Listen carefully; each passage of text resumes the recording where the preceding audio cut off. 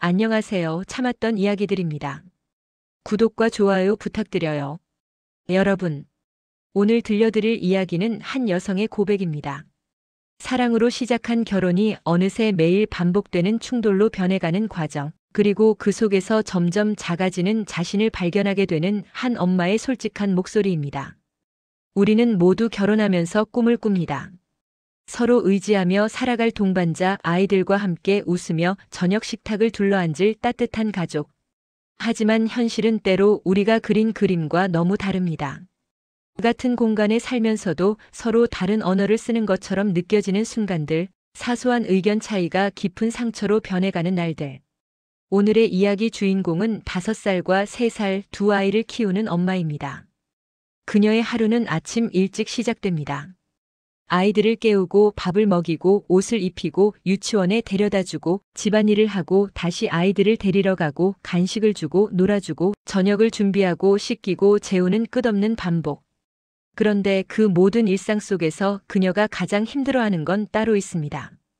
바로 남편과의 대화입니다. 아니, 대화라고 부를 수조차 없는 그것. 서로의 목소리는 들리는데 서로의 마음은 전혀 닿지 않는 그 시간들. 오늘도 그녀는 남편과 또 한 번 부딪혔습니다. 이유는 늘 그렇듯 아이 교육 문제였습니다. 겉으로 보면 단순한 의견 차이처럼 보이지만 그 안을 들여다보면 서로에 대한 이해 부족, 존중의 결여, 그리고 점점 벌어지는 마음의 거리가 보입니다. 오늘도 그랬어요. 남편이 퇴근하고 들어오자마자 시작됐죠. 애들 영어는 언제 시킬 거야? 저는 설거지를 하고 있었어요. 손에 물이 뚝뚝 떨어지는데 뒤도 안 돌아보고 대답했죠. 아직 애들이 너무 어려. 그냥 놀게 두면 안 돼? 놀게 두면? 지금이 얼마나 중요한 시기인데. 요즘 애들은 5살부터 영어 시작한다고. 저는 그때 손을 닦으면서 돌아봤어요. 남편은 소파에 앉아서 핸드폰을 보고 있었어요. 애들은 옆에서 블록 놀이를 하고 있었고요. 남편은 아이들을 보지도 않으면서 그런 말을 하고 있었어요. 여보, 우리 애들 아직 5살이야. 한글도 이제 겨우 읽기 시작했는데 무슨 영어를 시켜. 그러니까 지금 시작해야지. 남들은 다 하는데 우리 애들만 안 하면 어떡하게. 남들은 다 하는데. 이 말이 진짜 제일 듣기 싫어요. 남들이 누군데요? 남들이 뭐가 중요한데요? 우리 애들은 우리 애들이잖아요. 남들 얘기하지 말고 우리 애들 얘기 좀 하자. 우리 큰애는 아직 놀이에 집중하는 게 더 중요한 나이야. 유아교육 전문가들도 다 그렇게 말해. 전문가? 당신이 무슨 전문가야? 그렇게 전문가 말만 믿고 있으면 나중에 애들이 뒤처지면 그때 가서 후회해도 늦어. 이 말을 듣는 순간 뭔가 제 안에서 뚝 끊어지는 소리가 들렸어요. 내가 전문가는 아니지. 근데 나는 적어도 하루 종일 애들이랑 있잖아. 애들이 뭘 좋아하는지, 뭘 힘들어하는지 그런 거 알아. 여보는 애들이랑 하루에 몇 시간이나 있어? 퇴근하고 와서 핸드폰 보다가 자는 거 말고. 뭐? 내가 돈 벌어오는 건 생각도 안 하고. 내가 밖에서 얼마나 힘들게 일하는데. 또 시작이에요. 이 패턴. 제가 뭐라고 하면 남편은 바로 돈 버는 사람이라는 카드를 꺼내요. 마치 돈을 벌어오는 게 모든 걸 정당화시켜주는 것처럼요. 나도 알아, 여보가 힘들게 일하는 거. 근데 그게 애들 교육 방향을 혼자 결정할 수 있는 이유는 안 되잖아. 우리 같이 키우는 거잖아, 애들. 같이 키운다고? 그럼 당신은 애들한테 뭘 해주는데? 밥 먹이고 놀아주는 게 교육이야? 요즘 세상이 어떻게 돌아가는지는 알고 있어? 이 순간 진짜 화가 머리끝까지 올라왔어요. 제가 하는 일이 그냥 밥 먹이고 놀아주는 거라고요? 그래, 나는 밥 먹이고 놀아주는 사람이야. 근데 그게 쉬운 일인 줄 알아? 5살 애랑 3살 애 하루 종일 봐봐. 진짜 미칠 것 같아. 밥 한 끼 먹이는데 1시간 걸리고 옷 한 번 입히는데 30분 걸리고 그렇게 하루가 가. 근데 여보는 그걸 몰라. 퇴근하고 와서 애들 영어는 언제 시킬 거냐고만 물어보니까. 그러니까 당신이 현실을 모른다는 거야. 세상이 얼마나 경쟁 심한데. 애들 교육을 지금부터 안 시키면 나중에는 정말 늦어. 우리 애들이 다른 애들한테 뒤처지는 거 보고 싶어? 뒤처진다는 게 대체 뭐야? 5살짜리가 영어 단어. 10개 더 아는 게 앞서가는 거야? 그게 진짜 중요한 거야? 중요하지. 당연히 중요해. 당신은 그게 사소하게 보일지 몰라도 그런 작은 것들이 쌓여서 나중에 큰 차이가 되는 거야. 남편의 목소리가 점점 커졌어요. 저도 모르게 목소리가 높아졌고요. 그러다가 큰애가 우리를 보면서 엄마 아빠 왜 싸워? 라고 물었어요. 그 순간 저는 할 말을 잃었어요. 애들 앞에서 이러고 있구나. 우리가 지금 뭐 하는 거지? 남편은 한숨을 푹 쉬고는 일어섰어요. 아무튼 나는 내일 학원 알아볼 거야. 당신이 현실을 받아들이든 말든. 그리고 방으로 들어가 버렸어요. 저는 거기 서서 멍하니 있었어요. 큰애가 제 손을 잡으면서 엄마 괜찮아? 라고 물었을 때 눈물이 핑 돌았어요. 응, 엄마 괜찮아. 우리 계속 놀자. 그렇게 말하면서 블록을 쌓았어요. 근데 손이 떨렸어요. 화가 나는 건지 슬픈 건지 허무한 건지 모르겠어요. 밤에 애들을 재우고 나서 저는 거실에 혼자 앉아 있었어요. 남편은 방에서 나오지 않았고요. 이런 날이 일주일에 한두 번은 되는 것 같아요. 각자의 방으로 들어가고 서로 말을 안 하고. 저는 결혼할 때 이런 상상은 안 했어요. 사랑하는 사람과 가정을 꾸리고 아이들을 낳고 함께 웃으면서 살 거라고 생각했죠. 근데 요즘은 웃는 날보다 싸우는 날이 더 많아요. 그리고 싸움의 내용은 항상 비슷해요. 애들 교육, 돈 문제, 집안일 분담. 특히 애들 교육 문제는 정말 매일같이 나와요. 남편은 자꾸만 학원을 보내자고 하고 저는 아직 애들이 어리니까 놀게 두자고 하고. 근데 사실 진짜 문제는 교육관의 차이가 아니에요. 진짜 문제는 남편이 제 말을 안 듣는다는 거예요. 아니, 듣긴 듣는데 귀 기울이지 않아요. 제가 왜 그렇게 생각하는지, 제가 하루 종일 애들이랑 있으면서 뭘 느끼는지 그런 건 관심이 없어요. 남편한테는 저는 그냥 현실을 모르는 사람이에요. 세상 물정 모르고 애들한테나 밥 먹이는 사람. 그렇게 취급받는 것 같아요. 그리고 제일 속상한 건 남편이 저보고 당신이 알아서 시켜라고 하면서도 정작 제가 결정하면 또 뭐라고 해요. 왜 그렇게 했어? 이건 이래야지. 그럼 대체 뭘 어떻게 하라는 건지 모르겠어요. 제가 영어 학원을 알아보면 너무 비싸다고 하고 안 알아보면 왜 안 알아봐? 라고 해요. 수학 선행을 시키자고 하면 아직 애들이 어려서 이해 못한다고 했다가 나중에는 왜 진작 안 시켰어? 라고 해요. 일관성이 없어요. 제 기준이 없어요. 그냥 그때그때 기분에 따라서 말을 바꿔요. 그럼 저는 어떻게 해야 돼요? 그리고 남편은 자기가 원하는 대로 안 되면 화를 내요. 큰 소리를 내거나 문을 쾅 닫거나 아예 말을 안 하거나. 그럼 저는 무서워요. 애들도 무서워하고요. 근데 그 무서움보다 더 힘든 건 외로움이에요. 같은 집에 살면서 이렇게 외로울 수가 있나 싶어요. 남편이랑 대화가 안 통해요. 제가 힘들다고 하면 나도 힘들어라고 해요. 제가 도움이 필요하다고 하면 나도 바빠라고 해요. 그럼 우리는 대체 왜 같이 사는 거죠?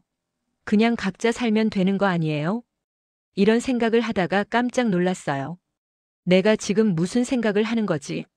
이혼을 생각하는 건가? 아니에요. 저는 아직 남편을 사랑해요. 적어도 사랑했던 기억은 생생해요. 우리가 처음 만났을 때 남편은 제 말을 진지하게 들어줬어요. 제 의견을 존중해줬어요. 같이 걸으면서 손을 잡고 미래에 대해 얘기하고 우리 애기 낳으면 이렇게 키우자 하면서 웃었던 기억.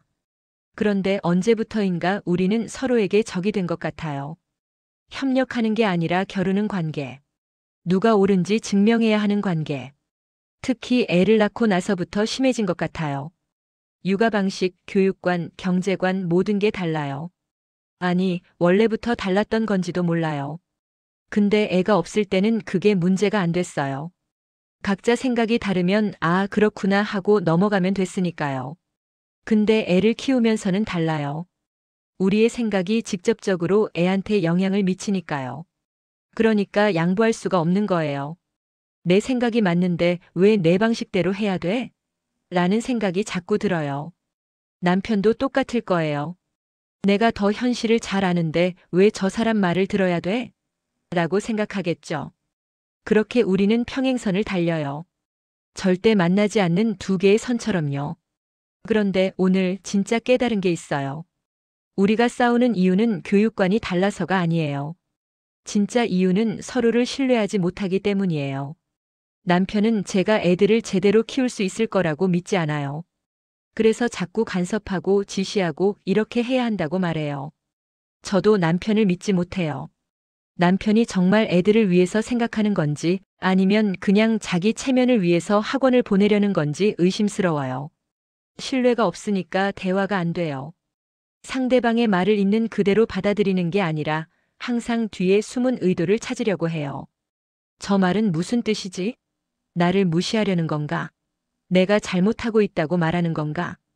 이런 식으로 해석하니까 모든 대화가 전쟁이 돼요. 그리고 가장 큰 문제는 남편이 제 일을 인정하지 않는다는 거예요. 육아는 일이 아니라고 생각해요. 집에서 놀면서 애들이랑 시간 보내는 거라고 생각해요. 근데 육아는 진짜 힘든 일이에요. 24시간 내내 긴장해야 하고 잠시도 한눈 팔 수 없고 내 시간이라는 게 없어요. 화장실 가는 것도 마음대로 못 가요. 애들이 엄마 하면서 문 두드리니까요. 밥 먹을 때도 편하게 못 먹어요. 애들 밥 먹이다가 제 밥이 식어서 차갑게 먹어요. 샤워도 5분 안에 해야 돼요. 그것도 애들이 자고 있을 때만 가능해요. 그런데 남편은 그걸 몰라요. 주말에 한두 시간 애들 봐주고는 나도 힘들다고 해요. 그럼 저는 365일 힘들거든요. 이런 얘기를 하면 남편은 그럼 당신도 나가서 일해라고 해요. 근데 제가 일을 나가면 애들은 누가 봐요? 어린이집에 맡기면 되냐고요? 어린이집비 내고 학원비 내고 그러면 제가 버는 돈이 다 나가요. 그럼 제가 왜 일을 해요? 이런 악순환이에요. 제가 집에 있으면 남편은 제가 놀고 있다고 생각하고 제가 일을 나가면 애들을 제대로 안 돌본다고 할 거예요. 저는 어떻게 해야 돼요? 어떻게 하면 남편이 제 입장을 이해할 수 있을까요? 오늘 저녁에 저는 남편한테 편지를 쓸까 생각했어요. 말로 하면 자꾸 싸우게 되니까 차분하게 글로 제 마음을 전하면 어떨까 해서요. 근데 쓰다가 멈췄어요. 이게 무슨 소용이 있을까? 편지를 읽고 남편이 변할까? 아마 읽고 나서 당신 생각은 알겠는데 그래도 나는 학원 보내야 한다고 생각해라고 할 거예요. 결국 똑같아요. 제 말을 듣긴 듣는데 받아들이지 않아요. 그래서 저는 그냥 참아요. 남편이랑 싸우는 것보다는 제가 참는 게 나아요. 애들한테 부모가 싸우는 모습 보여주고 싶지 않거든요. 근데 참는 것도 한계가 있어요. 오늘처럼 폭발하는 날이 있어요. 그동안 쌓였던 게 한꺼번에 터져 나오는 거예요. 그리고 나서는 또 후회해요. 내가 왜 저렇게 말했지? 좀 더 차분하게 말할 걸. 근데 그 순간에는 도저히 참을 수가 없었어요. 남편도 똑같을 거예요. 그럼 우리는 이제 어떻게 해야 돼요? 다음 날 아침 남편은 아무 일 없었던 것처럼 행동했어요. 다녀올게 하면서 출근했고 저는 응이라고만 대답했어요. 애들은 아무것도 모르고 아빠 다녀오세요. 하면서 손을 흔들었어요. 저는 그 모습을 보면서 또 마음이 아팠어요.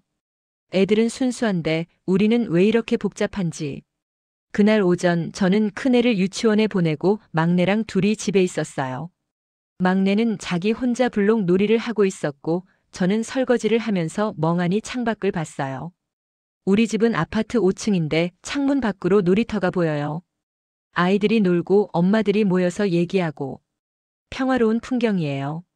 근데 저는 그 평화 속에 없는 것 같아요. 저만 혼자 유리창 안에 갇혀 있는 것 같아요. 그때 핸드폰이 울렸어요. 남편이었어요. 여보, 오늘 저녁에 학원 상담 예약했어. 5시에 가면 돼. 뭐? 내 영어 학원. 집 근처에 괜찮은 데 있더라고. 오늘 상담 받아보자. 내가 언제 가겠다고 했어? 어제 얘기했잖아. 나는 알아볼 거라고. 그건 여보 혼자 알아본다는 거였잖아. 내가 동의했어? 여보, 우리 제발 이것 가지고 싸우지 말자. 일단 가서 상담이나 받아보고 결정하면 안 돼? 나는 안 가. 애들 아직 학원 갈 나이 아니야. 그럼 당신 혼자 결정할 거야? 애 둘 다 당신 것만은 아니잖아. 나도 알아. 근데 여보도 혼자 결정하잖아. 나한테 물어보지도 않고 상담 예약하고. 물어봤으면 또 안 된다고 했을 거잖아. 그래서 일단 예약한 거야. 가서 얘기 들어보면 생각이 바뀔 수도 있잖아. 생각 안 바뀌어. 나는 확신해. 그렇게 고집만 부리면서 어떻게 살려고 그래? 세상에는 당신 생각만 있는 게 아니야. 그 순간 뭔가 제 안에서 무너지는 느낌이었어요. 고집? 제가 고집을 부리는 거예요? 저는 그냥 제 생각을 말하는 것뿐인데 그게 고집이에요? 당신이 고집 부리는 거 아니야? 내 의견은 전혀 안 듣잖아. 듣지. 근데 현실적이지 않으니까 받아들이지 못하는 거지. 그래, 나는 현실 몰라. 그러니까 당신 혼자 알아서 해. 나는 빠질게. 그렇게 무책임하게 나올 거야? 무책임? 제가 무책임하다고요? 하루 종일 애들 키우는 사람한테 무책임하다고요? 저는 전화를 끊어버렸어요. 손이 떨렸어요. 심장이 너무 빨리 뛰어서 숨쉬기가 힘들었어요. 막내가 저를 보면서 엄마 왜 그래? 하고 물었어요. 저는 억지로 웃으면서 아무것도 아니야. 우리 계속 놀자 했어요. 근데 놀 수가 없었어요. 머릿속이 너무 복잡했어요. 남편의 말들이 계속 맴돌았어요. 고집, 무책임, 현실을 모른다. 저는 정말 고집쟁이일까요? 무책임한 엄마일까요? 현실을 모르는 사람일까요? 점심을 먹이면서도 낮잠을 재우면서도 계속 그 생각만 했어요. 혹시 내가 잘못 생각하고 있는 건 아닐까? 남편 말이 맞는 건 아닐까? 근데 아무리 생각해도 저는 틀리지 않았어요. 5살짜리 애한테 영어를 왜 시켜야 하는지 이해가 안 돼요. 한글도 제대로 못 읽는 애한테 영어 알파벳을 외우게 하는 게 무슨 의미가 있어요? 저는 엄마들 모임에서도 그런 얘기를 많이 들었어요. 우리 애는 벌써 영어 단어 50개 외웠어. 우리 애는 알파벳 다 쓸 줄 알아. 그럴 때마다 저는 초조해졌어요. 우리 애는 아직 그런 거 하나도 못하는데. 근데 동시에 생각했어요. 그게 뭐가 중요한데? 5살 애가 영어 단어 50개 아는 게 대단한 건가? 그게 나중에 영어를 잘하는 것과 무슨 상관이 있나? 저는 인터넷을 찾아봤어요. 조기 영어 교육에 대한 글들. 어떤 글은 빨리 시작할수록 좋다고 하고, 어떤 글은 모국어가 먼저다라고 해요. 전문가들도 의견이 갈려요. 그럼 대체 누구 말을 믿어야 돼요? 결국은 부모가 판단해야 하는 거잖아요. 근데 남편은 제 판단을 인정하지 않아요. 저녁 5시가 됐어요. 남편이 전화했어요. 상담 끝났어. 괜찮더라. 일주일에 2번, 한 달에 15만 원이야. 저는 대답하지 않았어요. 여보, 들어? 일단 다음 주부터 시작하기로 했어. 내가 동의했어? 여보, 제발. 이거 가지고 계속 싸우기 싫어. 그냥 한번 해보자. 애가 싫어하면 그만두면 되잖아. 애가 싫어하는 걸 왜 시작해? 처음부터 안 하면 되잖아. 시작도 안 해보고 어떻게 알아? 해봐야 알지. 저는 한숨을 쉬었어요. 이미 등록한 것 같았어요. 제 의견 같은 건 처음부터 중요하지 않았어요. 알았어. 마음대로 해. 왜 그렇게 삐딱하게 나와? 우리 애를 위한 건데. 우리 애를 위한 건지 여보 체면을 위한 건지 모르겠어. 뭐? 내가 체면 때문에 학원 보내? 그렇잖아. 다른 애들은 다 한다고 우리 애만 안 하면 안 된다고. 그게 체면 아니고 뭐야? 당신은 정말. 대화가 안 통해. 전화가 끊겼어요. 남편이 먼저 끊었어요. 저는 핸드폰을 던지고 싶었어요. 소파에 주저앉아서 울고 싶었어요. 근데 울 수도 없었어요. 애들이 있으니까요. 큰애가 유치원에서 돌아왔어요. 엄마, 오늘 그림 그렸어. 하면서 신나게 얘기했어요. 저는 웃으면서 우와, 잘 그렸네 했어요. 근데 제 목소리가 떨렸어요. 큰애가 알아챘는지 엄마 왜 울어? 하고 물었어요. 안 울어. 엄마 안 울었어. 눈에서 눈물 나고 있어. 저는 얼른 눈물을 닦았어요. 바람 불어서 그래. 괜찮아. 큰애는 제 손을 잡았어요. 작은 손이 제 손을 꼭 쥐었어요. 그 순간 눈물이 확 쏟아졌어요. 엄마 아프면 안 돼. 엄마가 아프면 나도 슬퍼. 5살짜리가 저를 위로하고 있었어요. 엄마가 아이를 위로해야 하는데 아이가 엄마를 위로하고 있었어요. 저는 큰애를 안았어요. 꽉 안았어요. 그리고 생각했어요. 내가 이 아이를 위해 뭘 하고 있는 거지? 남편이랑 싸우면서 아이한테 불안을 주고 있는 거 아닌가? 그날 밤 남편이 퇴근했어요. 저는 아무 말도 안 했어요. 남편도 말이 없었어요. 저녁을 먹으면서도 서로 말이 없었어요. 애들만 제잘제잘 얘기했어요. 아빠, 오늘 유치원에서 친구랑 놀았어. 엄마, 나 내일 뭐 먹어? 우리는 애들 얘기에만 대답했어요. 서로한테는 한마디도 안 했어요. 애들을 재우고 나서 저는 거실에 앉아 있었어요. 남편은 방에서 나오지 않았어요. 이제 이게 일상이 된 것 같아요. 같은 집에 살지만 각자의 공간에서 각자의 시간을 보내는 것. 저는 창밖을 봤어요. 밤하늘에 별이 몇 개 보였어요. 예전에는 남편이랑 별 보면서 이런저런 얘기를 했는데, 이제는 별을 같이 볼 일도 없어요. 그때 방문이 열렸어요. 남편이 나왔어요. 물 마시러 온 것 같았어요. 저는 고개를 돌렸어요. 남편과 눈을 마주치고 싶지 않았어요. 여보. 남편이 불렀어요. 저는 대답하지 않았어요. 우리 이렇게 살면 안 되잖아. 저는 여전히 대답하지 않았어요. 내가 좀 심했어. 미안해. 미안하다는 말. 남편이 미안하다고 한 게 얼마만인지 모르겠어요. 근데 그 말이 제 마음에 와닿지 않았어요. 그냥 형식적으로 하는 말 같았어요. 학원은 취소할게. 당신이 그렇게 싫으면 안 시키는 게 맞겠지. 정말? 응. 나도 생각해봤는데 애들이 아직 어리긴 하더라. 조금 더 기다려도 될 것 같아. 진짜로 그렇게 생각해? 응. 내가 좀 조급했던 것 같아. 미안해. 남편이 제 옆에 앉았어요. 저는 몸이 굳었어요. 남편이 제 손을 잡으려고 했는데 저는 손을 빼버렸어요. 왜 그래? 모르겠어. 그냥 화가 안 풀려. 내가 미안하다고 했잖아. 말로만 미안하다고 하면 다야? 당신은 맨날 그래. 미안하다고 하고 또 똑같이 해. 남편의 얼굴이 굳었어요. 나도 노력하고 있어. 근데 당신은 인정을 안 해주잖아. 무슨 노력? 나한테 맨날 현실 모른다고 하고 고집 세다고 하고 그게 노력이야? 그건 화가 나서 그랬던 거고. 화가 나면 뭐든 말해도 돼. 그럼 나도 화나는데 나도 막 말해도 돼? 남편은 대답하지 못했어요. 저는 일어섰어요. 나 자러 갈게. 오늘은 얘기하기 싫어. 여보, 잠깐만. 뭐? 우리 상담 받아볼까? 상담? 부부 상담. 우리 혼자 해결이 안 되는 것 같아. 전문가 도움 받으면 어떨까? 저는 멍하니 남편을 봤어요. 부부 상담. 그런 건 TV에서나 보던 건데. 우리가 그 정도로 심각한 건가? 우리가 그 정도야?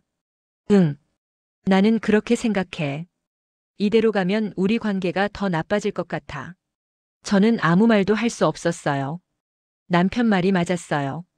우리는 점점 나빠지고 있었어요. 이대로 가면 정말 돌이킬 수 없는 지경까지 갈 것 같았어요. 알았어. 한번 알아보자. 정말? 응. 근데 나는 별로 기대 안 해. 상담받는다고 해서 뭐가 달라질 것 같지 않아. 그래도 해보자. 안 하는 것보단 나을 거야. 저는 방으로 들어갔어요. 침대에 누웠는데 잠이 안 왔어요. 부부 상담. 우리가 정말 그걸 받아야 하나? 남한테 우리 사생활을 얘기해야 하나? 근데 다른 방법이 있나요? 우리 혼자서는 도저히 해결이 안 돼요. 맨날 똑같은 패턴으로 싸우고 화해하고 또 싸우고.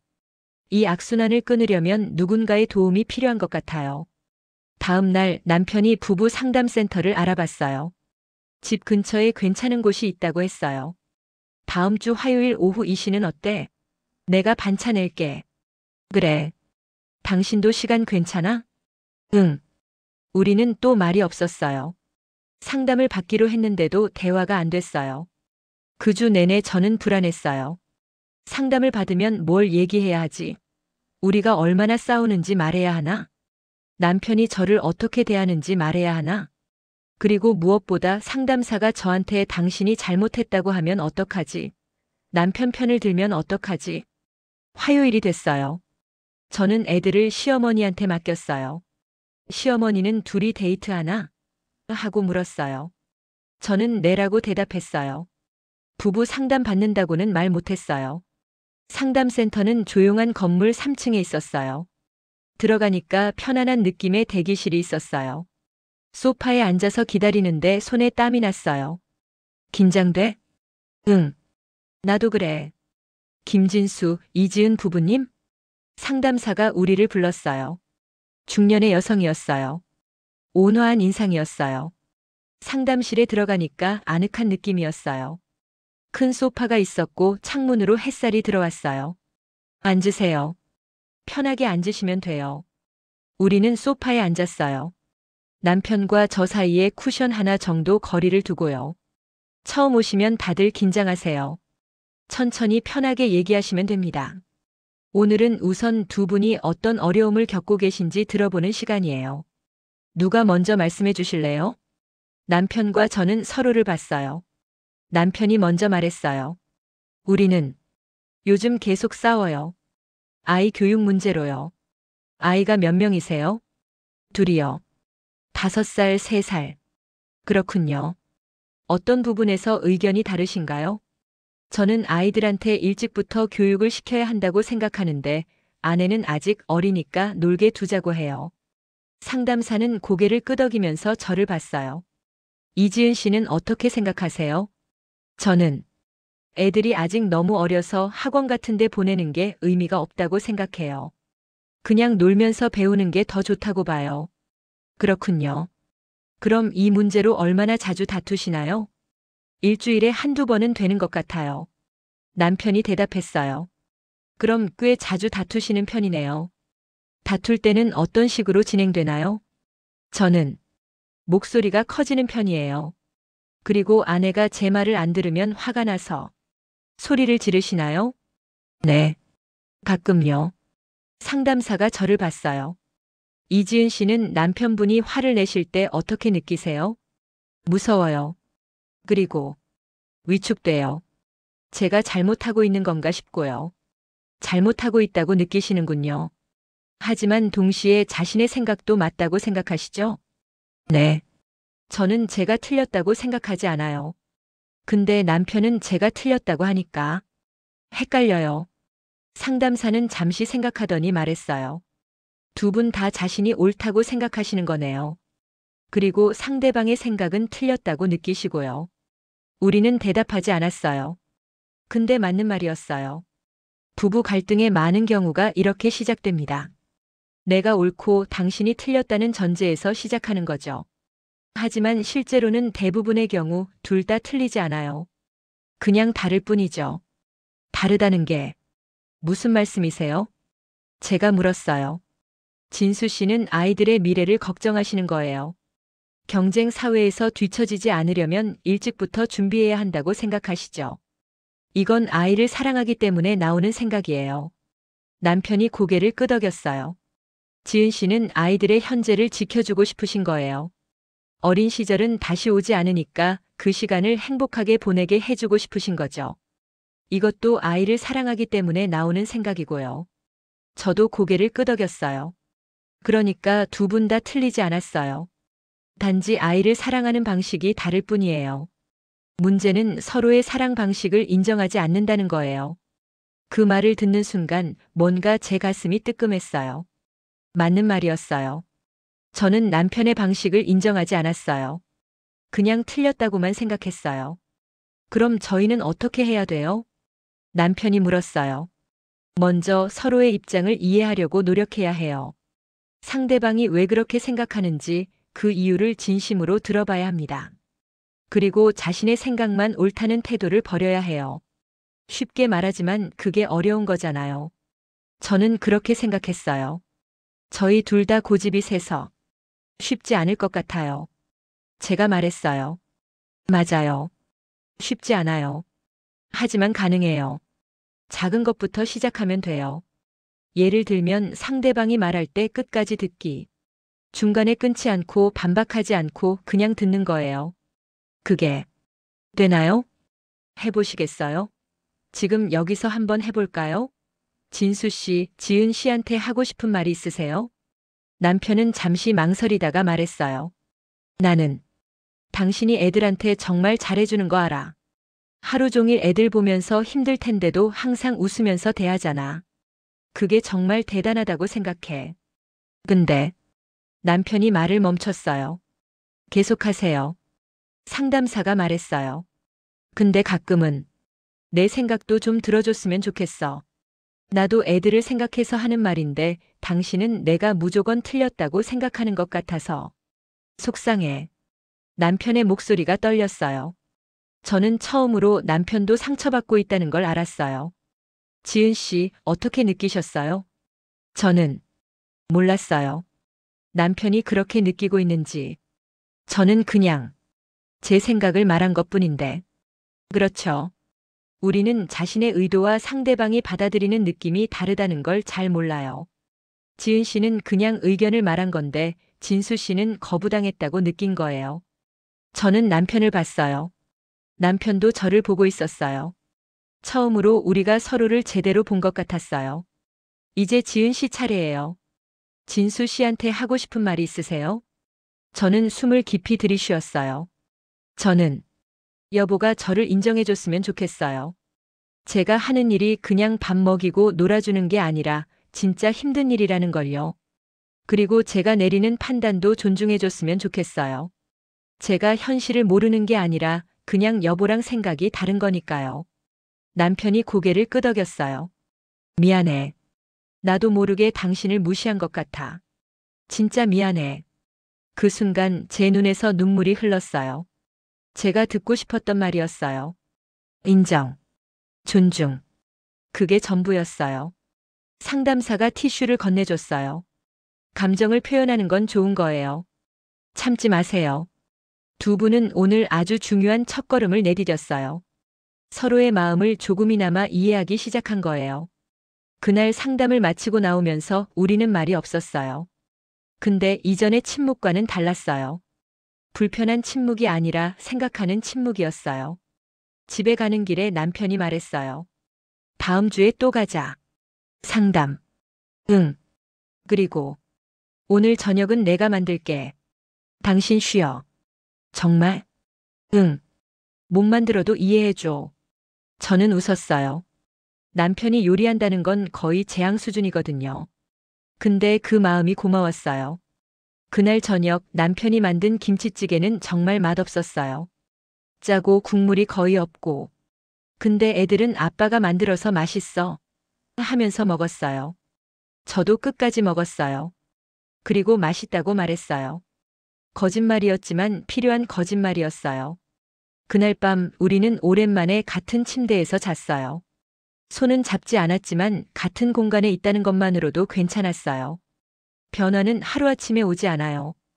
우리는 여전히 싸웠어요. 근데 이전처럼 심하게 싸우지는 않았어요. 상대방의 말을 조금 더 들으려고 노력했어요. 완벽하지는 않았어요. 가끔은 옛날처럼 소리를 지르고 문을 쾅 닫기도 했어요. 근데 그 다음이 달라졌어요. 예전에는 며칠씩 말을 안 했는데 이제는 몇 시간 후에 아까는 미안해라고 말하게 됐어요. 작은 변화였지만 그게 모여서 우리 관계를 조금씩 바꿔갔어요. 완벽한 부부는 없습니다. 완벽한 부모도 없어요. 우리 모두 처음 해보는 일이니까요. 실수하고 후회하고 또 배워갑니다. 이 이야기의 주인공 부부는 운이 좋았어요. 포기하지 않았고 도움을 구했고 서로를 향한 마음이 남아있었으니까요. 하지만 모든 부부가 이렇게 되는 건 아니에요. 어떤 관계는 끝까지 가도 회복되지 않기도 해요. 그래서 더 중요한 건 예방입니다. 관계가 완전히 무너지기 전에 대화하는 것. 작은 균열을 발견했을 때 메우는 것. 상대방이 보내는 신호를 읽는 것. 여러분의 관계는 어떤가요? 혹시 이 이야기 속 부부처럼 서로에게 상처를 주고 있진 않나요? 대화가 전쟁처럼 느껴지진 않나요? 그렇다면 멈추세요. 잠깐 멈춰서 생각해 보세요. 정말 싸우고 싶었던 건지 아니면 이해받고 싶었던 건지. 상대방을 이기고 싶었던 건지 아니면 인정받고 싶었던 건지. 대부분의 경우 우리가 원하는 건 승리가 아니라 이해입니다.